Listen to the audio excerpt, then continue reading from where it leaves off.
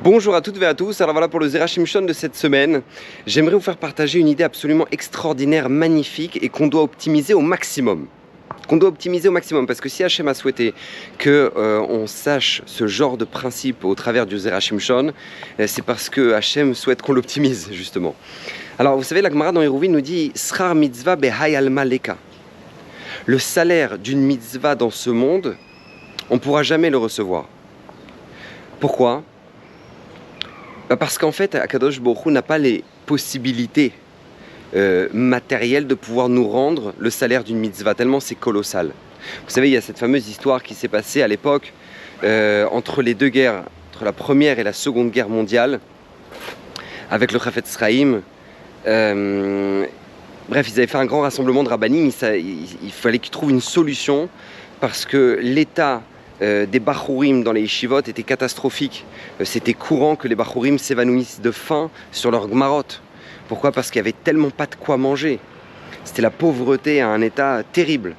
Et donc, ils avaient fait un grand rassemblement de rabbanim, et puis l'élève du Chafetz Chaim, Rav Elchanan Wasserman, a dit à ce moment-là au Chafetz Chaim, Kvod Harav, moi je suis prêt à donner le salaire de ma mitzvah de tefillin de ce matin, pour nourrir tous les bachourim des yeshivot de Lituanie. Le Chafetz Chaim lui dit mais c'est pas possible. Hachem c'est pas un voleur. Hachem c'est pas un voleur. C'est comme si tu envoies ton fils à la Macolette et tu lui dis vas-y mon fils, va t'acheter un bonbon et pour payer tu lui donnes un chèque d'1 million de dollars. Comment veux-tu que le vendeur lui rende la monnaie ? Hachem il pourra jamais te rendre la monnaie de ta mitzvah de tefillin de ce matin. C'est impossible. C'est clairement impossible. Et c'est exactement ce que nous dit la Gemara dans Hérouvin. Schar mitzvah behai alma leka. Kadosh Baruch Hu ne pourra jamais nous donner le salaire d'une mitzvah dans ce monde. Alors demande le Zera Shimshon une question extraordinaire que la plupart des commentateurs demandent. Comment se fait-il dans la paracha de cette semaine que Hachem nous dit si vous accomplissez mes commandements et mes mitzvot comme il le faut, je vous donnerai la bracha. La bracha dans votre champ, dans votre bétail, dans tout ce que vous entreprendrez. Et pourtant on vient de dire qu'on ne peut pas recevoir le salaire d'une mitzvah. Alors comment est-ce possible ? Alors l'explication de la plupart des commentateurs, c'est en fait toutes ces brachot là qui vont découler de nos bonnes actions, ce ne sont pas un salaire. Ce n'est pas un salaire.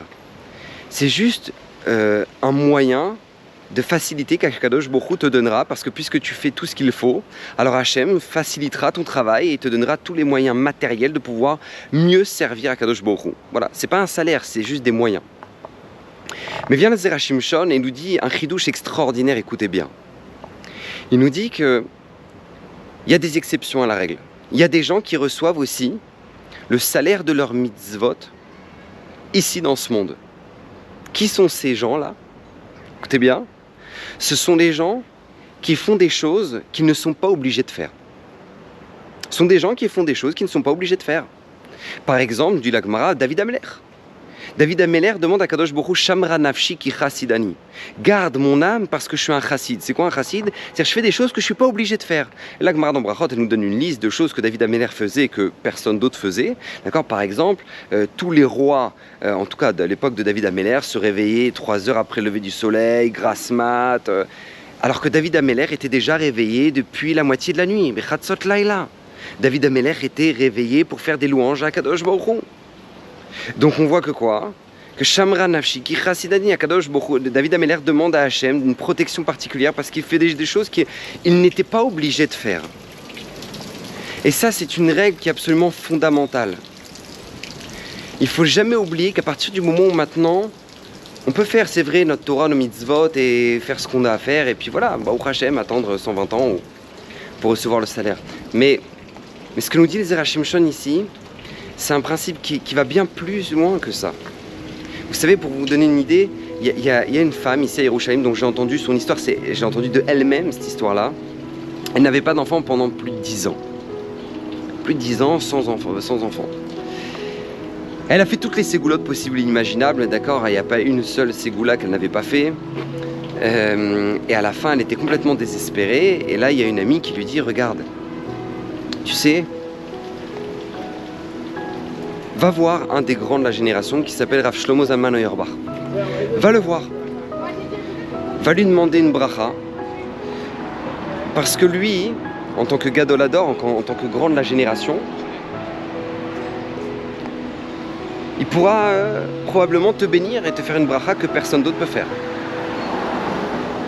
Ok, donc elle y va, et elle va à Bet Vegan, et elle va toquer elle-même à la porte du Rav. C'était tard le soir, elle toque à la porte du Rav, et là, qui lui ouvre? Le Rav lui-même. Le Rav lui-même lui ouvre la porte, et la regarde et lui dit « Oui, vous souhaitez quelque chose ?» Et là, cette femme, elle fond en larmes. Elle se met à pleurer, elle pleure.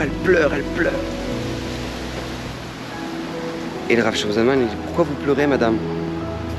Il lui dit « Parce que ça fait 10 ans que j'ai pas d'enfant. Et je vois toutes mes amies qui ont des enfants, Baruch Hashem, là il n'aura pour elle. Et moi, ma maison est toujours bien rangée parce que j'ai personne pour me la déranger. Et que Vodara, je voudrais avoir des enfants de Tzadikim. Et bref, elle déverse son cœur. Et là, le Rav Shlomo Zalman Auerbach lui dit « Mais madame, qui vous dit qu'Hachem doit vous donner un enfant? Qui vous dit qu'Hachem doit vous donner un enfant ?» Alors elle est choquée.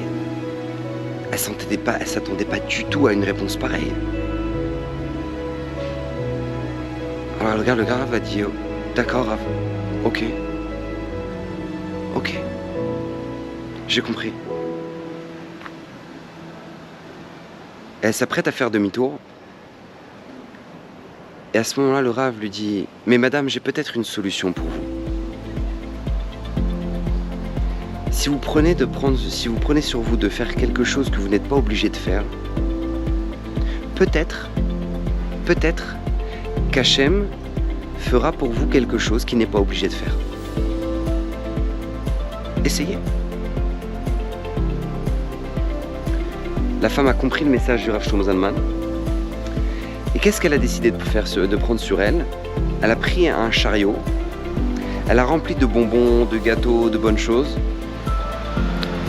Et elle a commencé à traverser tous les couloirs de l'hôpital Shaare Zedek à Yerushalayim pour distribuer des bonbons et des gâteaux aux personnes âgées, aux enfants.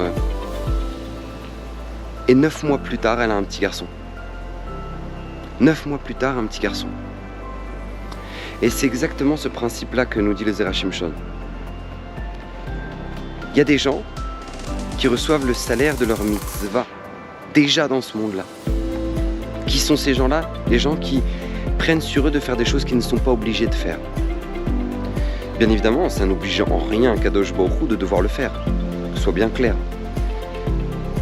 Mais si on veut justement déclencher ce principe-là, c'est la meilleure manière de le faire. Et c'est exactement ce que nous demandait David, implorait David. Shamra nafshi, Akadosh Baruch Hu, garde mon âme, qui chassidani, parce que je fais des choses que je suis pas obligé de faire. C'est pas de la négociation, mais c'est un cadeau qu'Akadosh Baruch Hu nous a donné. C'est une opportunité que l'on a. C'est une opportunité qu'on ne doit pas perdre, qu'on doit au contraire optimiser, comme je vous ai dit. Parce que Akadosh Baruch Hu n'attend qu'une seule chose, déverser sur nous ces brachot, déverser sur nous la réussite, déverser sur nous le bien-être. Hachem veut nous voir avec le sourire. Hachem veut nous voir avec l'épanouissement. Hachem veut nous voir avec un véritable bonheur. Mais il ne veut pas qu'on se trompe de bonheur. Il veut que notre bonheur soit dans notre avodat Hachem, dans notre service divin. Parce qu'il n'y a que là que on peut trouver le véritable épanouissement, le véritable bonheur, le véritable sens à notre vie. Et Hachem est prêt à investir sur nous. On ne doit jamais l'oublier, et c'est ça que nous dit le Zera Shimshon. Et Baruch Hashem, quel enseignement du Zera Shimshon, parce que lui-même a promis que tout celui qui étudierait ces enseignements régulièrement mériterait d'une multitude de brachot, d'une multitude de bénédictions. Et je pense que c'est l'une des raisons pour laquelle le Zera Shimshon a pu se permettre de dire une chose pareille, de promettre ça, parce que personne n'est obligé d'étudier chaque semaine le Zera Shimshon, personne. Personne, tu peux très bien étudier ta Gemara. Mais si tu prends sur toi de faire cette étude en plus, alors ça montre ton attache pour la Torah en plus, et Akadosh Baruch Hu pourra faire des choses pour toi en plus. Donc Bezrat Hashem, je vous le souhaite à tous, qu'Hachem déverse sur vous toutes les brachot, toutes les bénédictions, que vous soyez heureux et toujours épanouis dans votre vie, qu'Hachem vous bénisse.